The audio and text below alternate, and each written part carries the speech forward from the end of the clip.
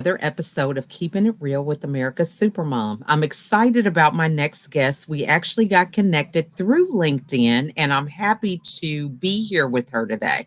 We had a conversation, I think it was supposed to be like about 30 minutes, and it was quite some time. We really got to connect and see what we had in common. So I'm excited for her to come and share her insights with the audience today. But before we get into some juicy conversation, I want to give Dawn the opportunity to tell us a little bit about herself.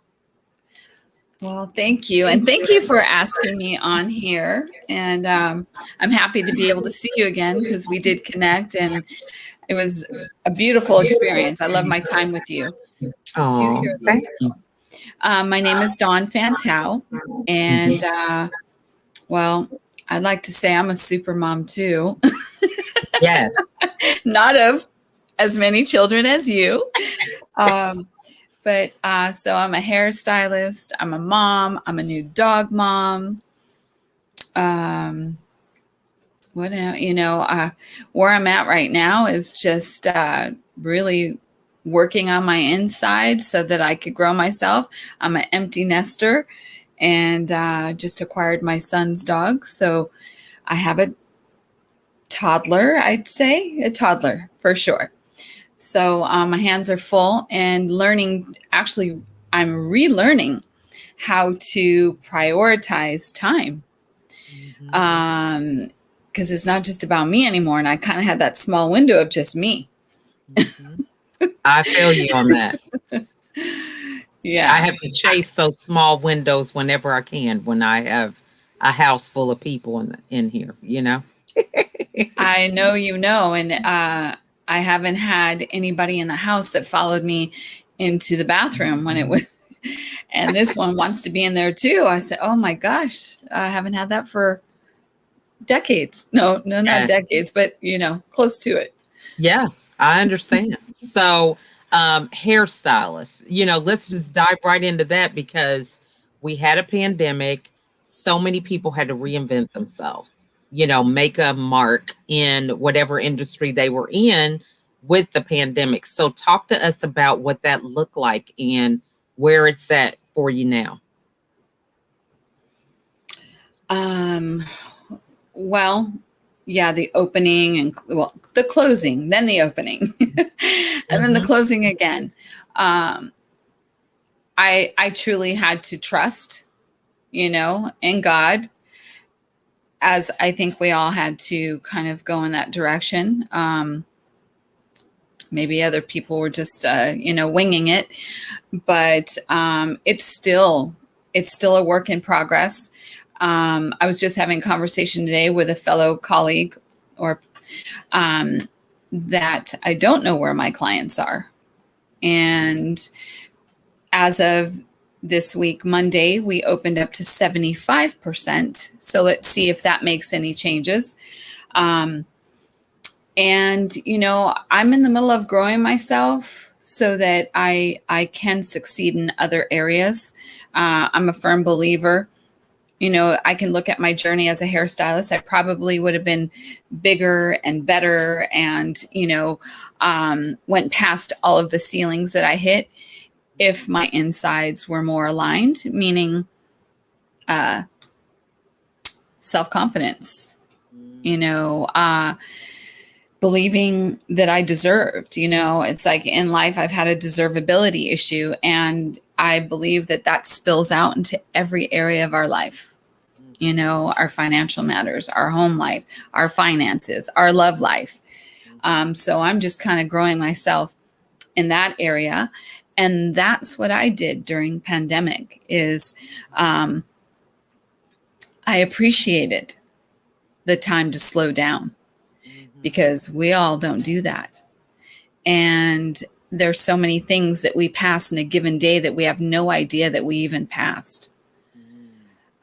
So I'm just kind of marveling in the small wonders in life and focusing on connecting with people in a time where, and I don't want to be political in any way, but I think in a time where it's been so divisive. We're so divided. Um, my focus was to stay connecting with people. Mhm. Um, and that's where I am. That's where I've been. And I honestly can't even say where my career as a hairstylist is going. Mm. Everyone said, "Oh, just wait. There's going to be a turnaround the more people get vaccinated." Mhm. Well, I think a lot of people have been vaccinated, and the salon is still slow. Yeah, I feel you. So, Yeah. So, I mean, you brought up some great things, about deservability.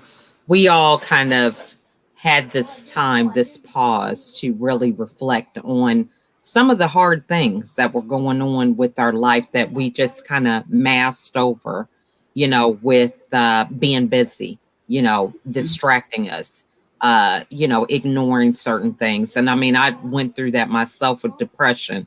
And, what would you tell somebody who is now, with the information you have about understanding their value and their worth? wow, such a question. My goodness, because for those of us that choose to be introspective and take Hmm. responsibility, Hmm. that requires work, right? I think number one, that we don't put so much value on what other people think of us. And I say it's a loaded question because, we all come from a past and we all have families that, trigger us. We all have things that we're working through. And, if also, I think like right now I have a mentor in my life, and this is my third time having a mentor in my life. And I've done healing work and I've had therapists and non traditional therapists and whatnot. But I think, had I not placed so much value on, honest, I'm going to be very honest, what my mother thought of me. That was my hardest relationship. And I don't want to cry, because I'm still going through grief. She passed a year and 8 months ago. Um, but I was constantly trying to get this woman's approval, and I didn't get it to the day she died. I didn't get what I thought I needed. Let's just put it that way. And so I think that we need to stop chasing what we think we're supposed to get and then Hmm. fill ourselves up another way. And whether that means, it's like you went through depression. Hmm. You probably learned that you can't get out of it alone. Right. And I think God put us all here to help each other. Hmm. And, I think admitting that we're in that space is probably the number one thing to get us moving Hmm. into, so to speak, the light. I love that. Um, I've done a lot of work on myself and I'm still doing work on myself. Like it never stops. It Yeah. never stops. Hmm. Um, and, people think that, oh, I'll just get over X, Y, and Z if so and so does A, B, and C. Hmm. And it don't work like that, Hmm. and I'm here to tell you that I'm doing all of my work, a lot of my work around my deceased mother while she's on the other side. Hmm. And I'm now coming into realizing I deserved the whole time. I just didn't believe. Right. Um, and I believe that God put us here. And I know I'm saying God a lot, but I've really been turning to God a lot during this time. Hmm. Um, He brought us here whole Hmm. and of love. We are of love. Like Hmm. one of my doctors that I do a virtual appointment with, she saw that I had an affirmation on my mirror. It says, I am lovable. And she Hmm. said, no, you are love. Hmm. And that was like, oh, okay. Hmm. That resonates different in the body. Hmm. Um, because I am lovable is almost, it feels like, okay, can I get it? Seeking Will approval I from get it? somebody. Yeah. I am love. I just get Mhm. to be out in the Right. world with everybody, perfect and whole. I Mm. don't have to do anything different. I Mhm. know it's that's a lot to say, but recognizing that I spent a lot of time Mhm. disconnecting Mhm. Yeah. is a big one. I know I Mhm. went around and around to getting to deservability, but I don't think that there's really a simple answer, because I that's why I said I think it's so loaded. And Mhm. my those feelings came back or started when I was a small child, not feeling that Mhm. I fit in, and also Mhm. feeling that I was a burden. Um, so yeah, I read books, I reach out to people, I speak the truth, because I want that baggage off of me. I want that heaviness off of me, because nobody feels it but me. Mhm. Lord, nobody feels it but me. So true. And I think that is really something to think about because, in my case, it's you have an awareness, So the first thing I did was like, hey, you know what? I've been hospitalized 3 times. If I don't do something different, it might be a fourth, fifth, sixth, whatever.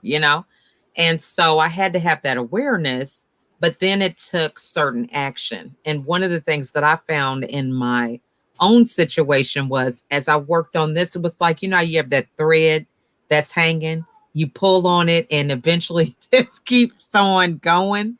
Oh That's my what gosh, I feel yes. like. It's like, okay, I got awareness. I'm like, I can do this. And then all these things just start coming. So, for somebody who is, and I think it happens as you're ready, when you're ready to look at it, you can face these things, but there's that fear like, am I going to be able to handle it? What are people going to think? How did you kind of get out of that frame of reference, to be where you are now, where of course we're still a work in progress, but the outlook is different. It's like, you are ready for the challenge, there's work to be done rather than that wishful place, if that makes sense.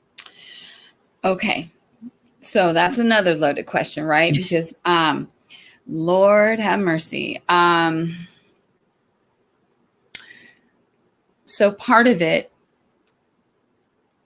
I began the journey on my own, but I also feel that God really pushed me, because I will share with you that 6 years ago I started having health issues, and I can say that there was a lot of unhealthy people in my life, be it friends, be it acquaintances, be it clients, and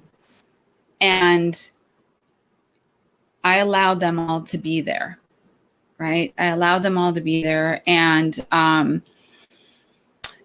was an interesting time. I feel that once the health issues came on, and I'm still working with them, and my new affirmation, because I have affirmations all on my bedroom wall with sticky notes, I need to be reminded because my mind needs healing.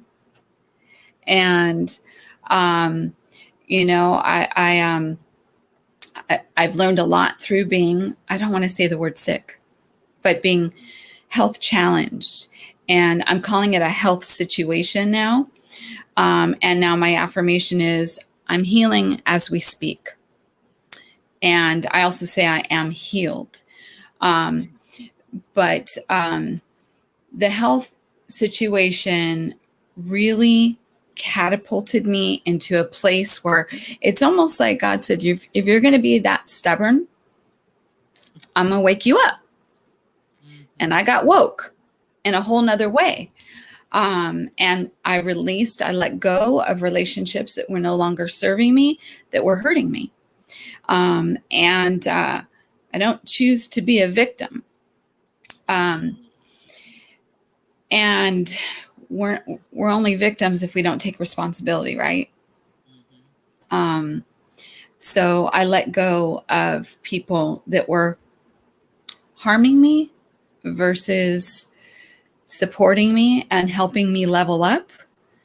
Mhm. Um, and I think that was the biggest like shift in my life, because it made me look at everything. Um, and a painful thing is my last conversation with my mom. And it goes to show, as two adults, we still hadn't gotten to that place, and I had finally gotten diagnosed, um, after being misdiagnosed and poked and prodded and hospitalized and whatnot. And one doctor just said, you know what? I'm going to give you antidepressants. I'm going to give you anti-anxiety. I'm going to give you antiviral. I mean, the list went on like to about 6 things. And I said, I am not going to take all that. I'm not depressed. Whatever's going on in this body is creating hell. It was a mess. And so it was like, let me give you this to fix that. Let me give you that. And I was like, no, no, no, you can keep your bag. I'm out of here, And so they released me from the hospital. So a few years later, I had finally gotten diagnosed, and, I share with my mom, of being happy for this is how to share, and I have mad respect for my mom. I've been moving through a lot of pain since she passed, but my mom wasn't happy in that moment that I'd finally gotten diagnosed and that I could begin a journey of healing. Mhm. Instead, she focused on, how'd you get it? Where'd you get it? Da, da, da, da, da, da, da. And I went cuckoo in that moment. And that dynamic was so indicative of the way we always went back and forth. And I had some bad words with her and hung up on her. Um, the hard part is that she died suddenly 7 weeks later, and I had never spoken to her. Um, I did some healing work around that. Mhm. And so one of the healers said to me, Dawn, I know you're hurting, but Mhm. I want you to know that you finally stood up for yourself. And you told your mom, no more. Mhm. And that shed light on a painful, dark situation for me. Mhm. So when I say, like, I'm going through all kinds of healing, because all of a sudden it's my mom, but doing it while she's gone. And then learning about her through my stepdad right now in certain things, and just finding the love for her. She had a past, and um, she didn't choose to rewrite our, legacy. And so Mhm. I'm here to change that. I'm I'm Mhm. I'm here to change that. That's Is good. our family dynamic, our family legacy. Um, I forgot what the other word is. I'm here to put a stop to the way we've all ignored things in our family. Mhm. Um, you know, uh, the prejudices, the Mhm. hate, Mhm. the judgment. Judgment ran Mhm. hard in my family. Mhm. Um, so yeah, I don't even know if I answered your question. You did. That was awesome. Mm, And I think it's so I just love for my guests to be able to flow because we talk about some of the hard topics that I know that they are very inspirational for the audience, talking about the behind the scenes. This is what people live every day. yes. And we can talk about a highlight reel that only lasts 5 minutes. Okay. I was telling Yes. somebody earlier, Yes. I'm not one of those moms that you're going to see on Instagram. We're making cookies, and then, we're smiling and laughing. And then 5 minutes later, the house is tore up and kids are screaming and hollering. Mm, I mean, those highlight reels are okay. But when you're living certain things every day, you need to have the real stuff, because, a lot of times we have this story in our head that we're the only one. Nobody understands, we have these things of thinking, why isn't my life like that? And the truth is, everybody's life has some issues, but Mhm. it's what you determine that you're going to focus on that makes the difference. That affects whether you smile or cry, or whether you're positive or negative, based on what you choose. So I think it's important for people to see that they can take their power and use it in a way that's going to help them. So, and time goes by so quick. I tell you, we are Yes. at the end of the interview, but what advice would you give somebody about sharing their story for somebody else? Because I know I went through, before I was able to drop that ego. What are people going to think? My husband's a pastor. I'm talking about I was depressed, or, I don't want to talk about the things that are going on in my house. What advice would you give somebody? Well, I think that it's so important not to judge. We hear that saying, don't judge a book by its cover. I was walking down the street today, and in my neighborhood, everyone wears masks. When I'm outside, I don't wear a mask. And it's actually put me in a situation where I get alienated or looked at, strange. Mhm. Today, I decided that I'm just going to say hi no matter what. I'm going to say hi no matter what. And I'm going to ignore the body language. I'm going to ignore whatever facial expression I think I see.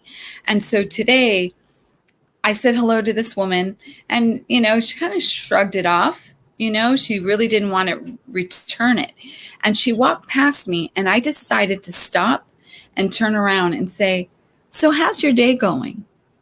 And it kind of like tilted her a little bit, and she stopped, turned back around because our backs were to each other. And she said, "My day's going great. How's yours?" So we never know what anybody is going through in any given moment. And we just need to stop putting a story to the situation. We don't know. We all have something we're going through at any given moment. And so I think that, leading from our hearts, having compassion for each other. And maybe that's a loaded statement.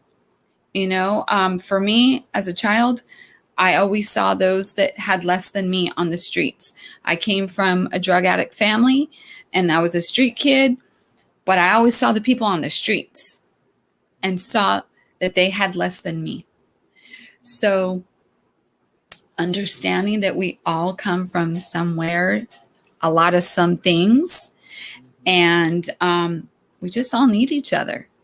And So especially true. now, we just, So true. we're not meant to be here and do it alone. Though, like people like me that had to grow up fast and go in survival mode, we have a hard time asking for help, asking, how do you do something? That puts you in a vulnerable place. But I say, learn to ask for help. And just because we're in a pandemic, don't be afraid to put your hand out. Amen. It's I love important. it. So true. Well, this has just been a great interview. We want to thank you so much, Dawn, for coming and sharing your story and being vulnerable, because, transparency, like I said, is what people really need to see. That's the reality. I lived in a fairy tale world for like 46 years and Oh. not going back. Okay. Because I think it's so much easier to recognize that, everything is not rainbows and lollipops, but, and you can have fun and you can be happy in spite of the challenges that we face. Yes. So, we want to thank you all for watching us today. And if something that Dawn said resonated with you, reach out to her and leave some comments. We'll be sure that she gets those comments. And remember that we all have our own um, ability to be amazing, wonderful, phenomenal. And shining the light on somebody else doesn't mean we have to dim our own. So Mm-mm. we want to thank you guys so much for joining us. And we will see you guys on the next episode. Bye for now. Thank you. Thank You you. are so welcome. I You're love what you're welcome. doing. Thank you. Glad to have you. Thank you.